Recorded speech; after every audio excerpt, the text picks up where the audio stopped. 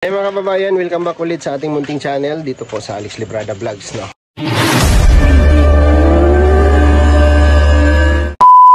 Dito pa rin tayo mga kababayan at ito yung last vlog natin, no? At ipapakita ko lang sa inyo yung aking kapatid na nag-stay rin po sa akin ng 1 year sa Dait at tumulong din po sa akin doon, no? Yung kanyang ano dito, pinagkaabalahan, no? So malaking tulong din po ito kasi less gastos din po tayo sa hollow block na ginagamit natin sa bahay, sa pabahay natin. Pero kapag siya po yung gumawa sa kanya yung materials ay binabayaran ko po, no? Balik kapital lang yung sinisingil sa akin ni Brad Tata. So thank you sa aking kapatid, no? So ganito po yung ginagawa nila dito sa kanyang munting hollow blockan, no? Kulang lang kay Brad Tata ay sasakyan, no? At meron na siyang kapital, no? Nakakapagkaroon na siya ng kapital. So tara, pakita natin sa inyo yung munting pinagkakaabalahan ng aking kapatid dito. Ay grabe, nagkakarga sila ng hollow block. Awa din na, Loy! Kinsa gani pangalan nimo?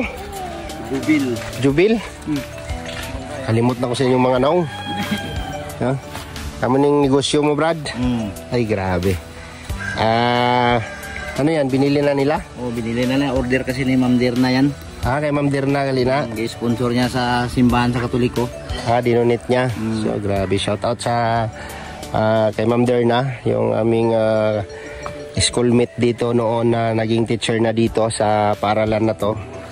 Shout out sa kanya. Kay Ma'am Dirna, shout out. Kumusta ang negosyo? Okay lang kay marami rin man nagabili. Ang problema. Marami rin akong order kaya nga tapusin ko itong para sa bahay. Saka na ko gagawa para pang negosyo. So asan yung sa atin dyan? Ito. Itong nakalatag. So meron ka pang pupukpukin dyan? Magbili pa ng simento. Ito kanino to? Kay Padok yan. Kay Uncle Padok. Order na po lahat yung mga nandito. At ito na po yung ginagawa niya para sa bahay. So mo ning gipagawas nimo 80, Brad? 90? Dito. Sige. Pwede na siya. Ay, wala.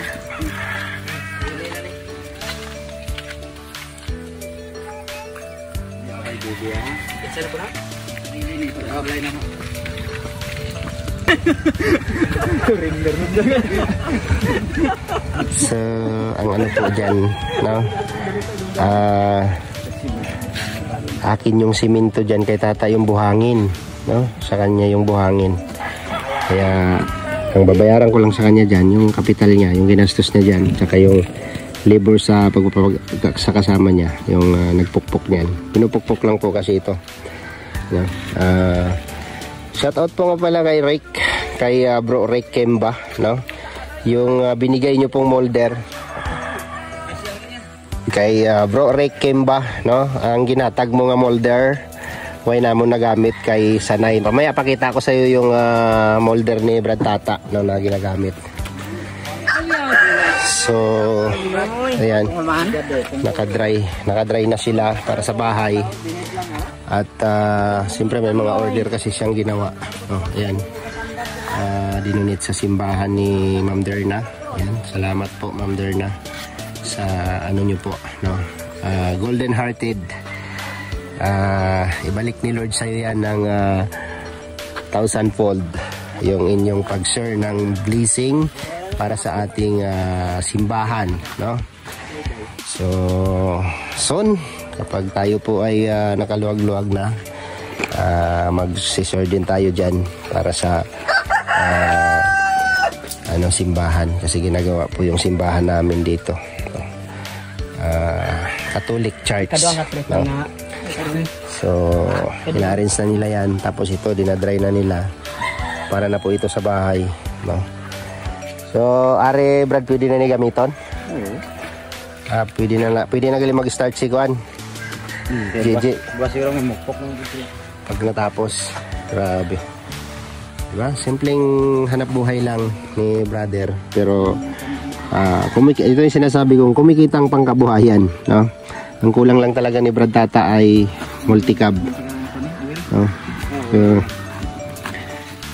sa ganitong klaseng ano. Ganito, sige na, karoon lang na. Ganitong klaseng multi-cab, no? Malaking bagay na yan sa pag mayroon kang halublakan. Walay palit ni mo na, Nol? Kana kanang multi-cab? 40 mil na. Pero di na kayo dako imong gasto. So mura lang, no? 40,000. Pero makapalit kapag mga mas nubo pa, no? Mas barato pa ana, no? Pero kailangan may may mekaniko kang kasama para alam, no? Yan, no? Second hand po yan, multi-cab, no? Nabili niya lang ng 40. So yan po ang kailangan kapag may halublakan ka, no?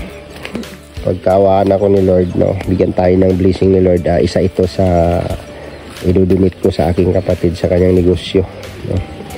Kasi malaking bagay po yan kapag mayroon kang negosyo na ganito, halublak.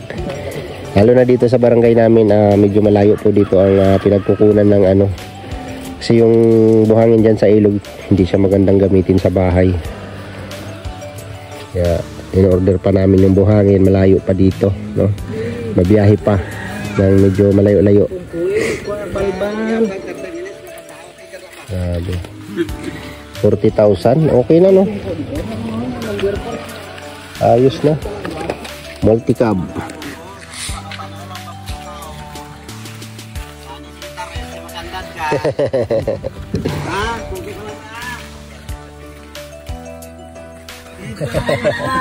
Kasungkulang takat simito na bilkwab.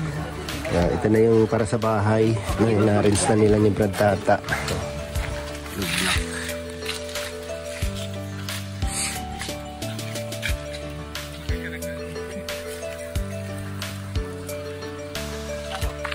Upon mo lang na, Brad, kung kuan.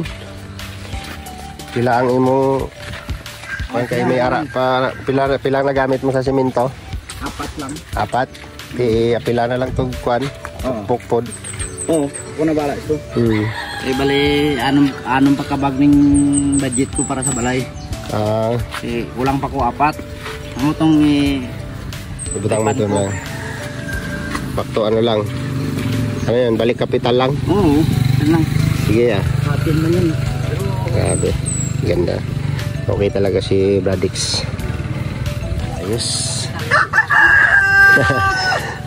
So, hindi pa tumubo yung kapital mo. Ay, tumubo na pero hindi pa talaga ano. Hindi pa sapat na ano. Anong masasabi mo sa sa hiniraman mo? Ayan, ang masasabi ko lang kay Selena, maraming salamat Selena na pinagbigyan mo ako. Yan. Nagpaalam naman ako sa iyo na ganun ang ano ko plano ko. Pumayag naman siya. Sabi niya, ikaw ang bahala dyan. Okay. Kasi nasa sayo yan. Pagka halimbawa nag-click yung ganitong negosyo, kumikita din po itong mga kababayan, no? Kumikita din po ito. Sa sunod, pag natapos yung mapukpok mo na lahat. Ito yung 400 na hollow block na in-order ni Ma'am Derna. Palud ko ng balas. Isa 400 na hollow block. Kuha ko na ang kapital sa balas at saka sa simento. Sa 400 na hollow block? Ay, grabe, no? Nasa isang load, umabot siya ng itong bag na na simento ang naubos ko. Ibig sabihin yan, pag magpalabas ako ng 100, 700 talaga yun. 700 pieces. Kikita ka na doon? Kikita ako, times 12. Times 12.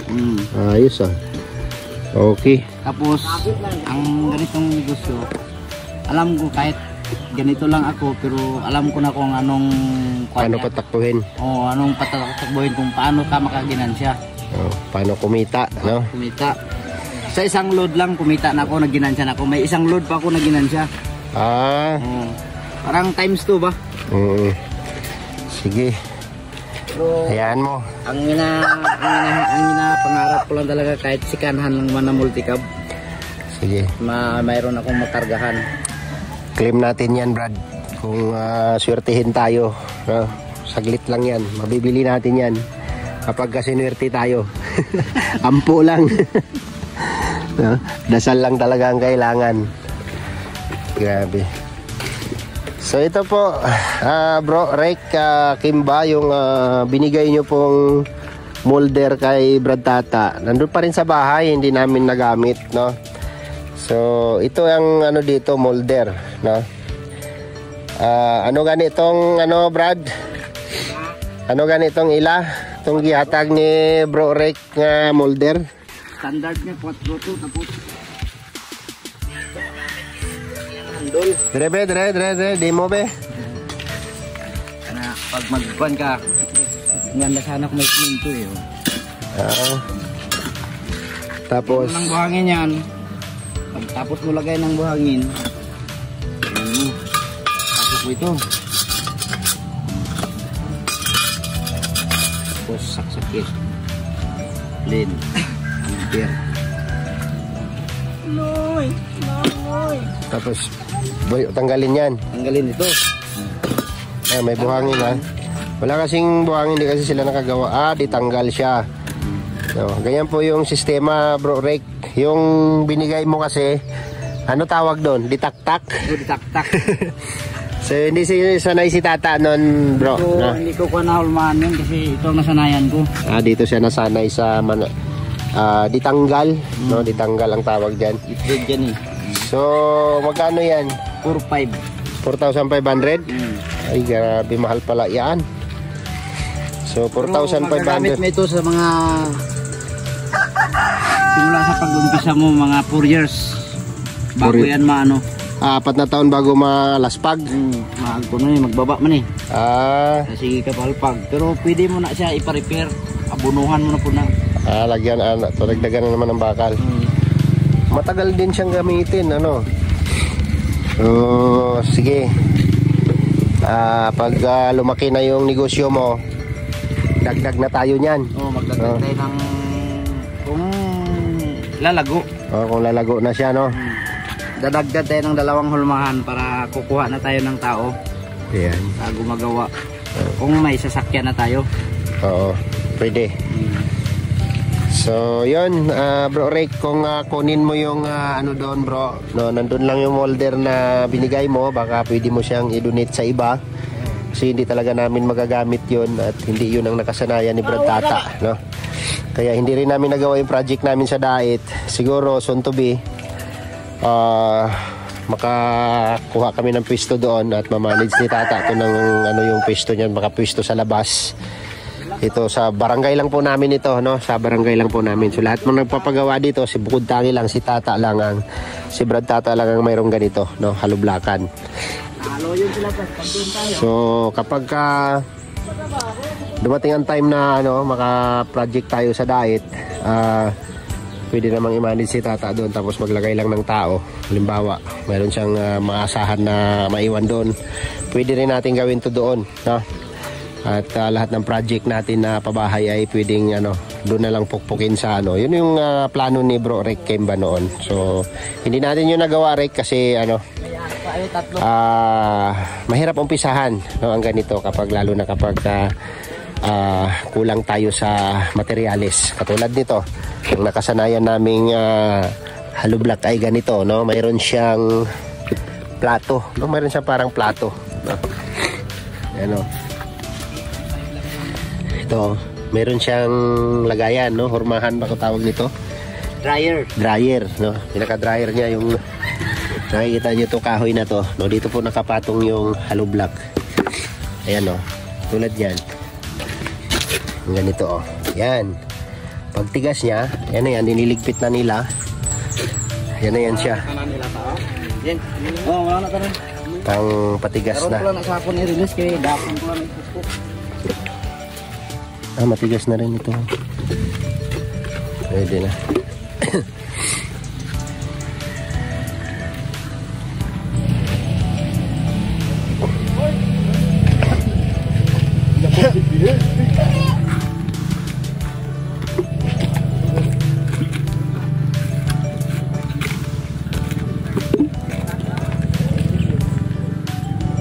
Baka simple lang, no? Simpleng negosyo lang ito, pero kumikitang pangkabuhayan nito kapag nag-click ito. So, mayroon na kaming hollow block. At umpisa na ulit ng mason ko, yung karpintero ko, yung bahay. Grabe si Brad Tata. Pagka nakahanap kami ng pwesto sa labas nito, dadalhin na rin namin sa bayan ng Pigkawayan itong project niya. Pagka nag-boom yan, no? Kapital lang ang kulang talaga, at saka sasakyan, no? Kahit multi-cab lang muna ang ma-produce, no? Sana bigyan tayo ni Lord ng grasya, no? Blessing, para natulungan ko rin tong kapatid ko sa kanyang project, sa kanyang munting negosyo.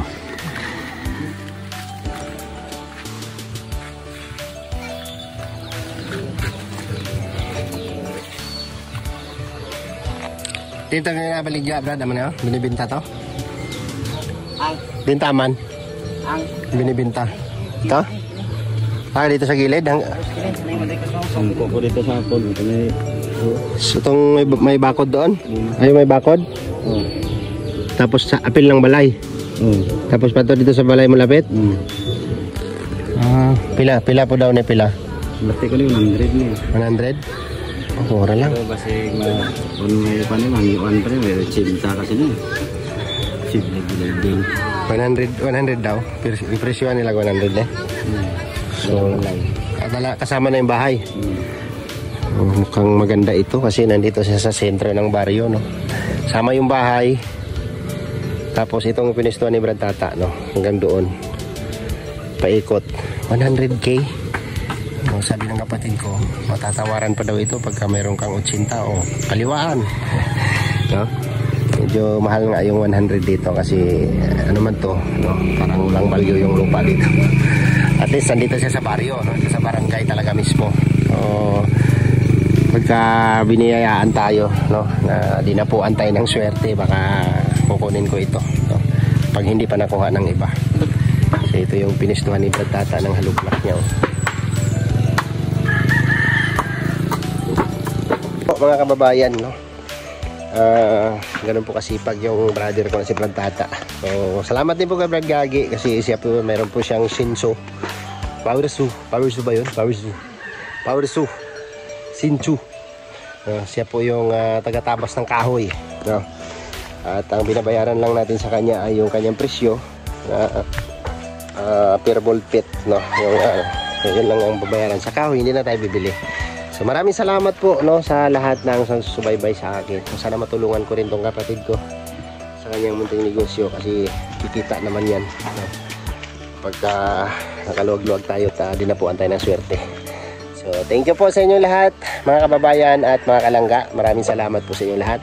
Huwag niyo po kalimutan, Ruel of Malalag and Rachel Morales Vlog.